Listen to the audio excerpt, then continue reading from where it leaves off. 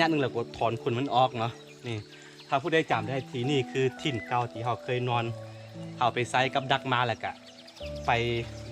ลืมเอาไปใส่มาแล้วบ่สั่งกลับเนาะก็เลยว่าเขาตั้งแคมป์นอนในนี้ประมาณ2 เดือนที่แล้วเนาะถ้าผู้ใดเคยเบิ่งคลิปเก่าๆเนาะมีเนาะนี่คือถิ่นเก่าเขา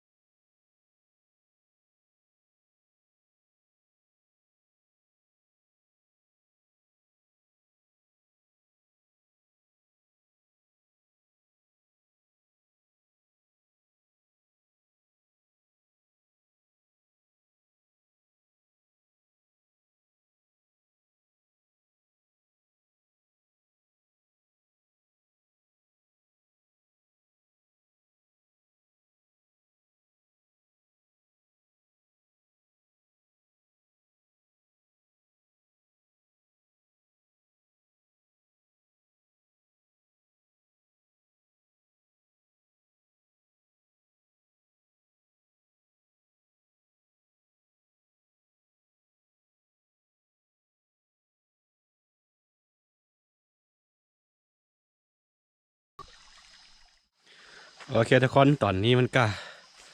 มืดแล้วเนาะนี่ตอนนี้ต้องดับไฟก่อน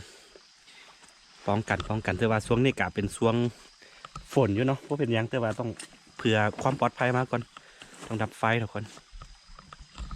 โอเคทุกคนสำหรับคลิปนี้กะสิมีประมาณนี้เนาะคันผู้ใดมักก็อย่าลืมกดไลค์กดติดตามซองอาคาน้อยเพื่อบ่ได้พลาดวิดีโอใหม่ๆจากซองอาคาน้อยเนาะทุกคนเนาะแล้วไว้เจอกันใหม่ในคลิปหน้าสำหรับคลิปนี้ไปก่อนสบายดีนี่คือทีมเก่าตอนนี้ต้องกลับบ้านกัน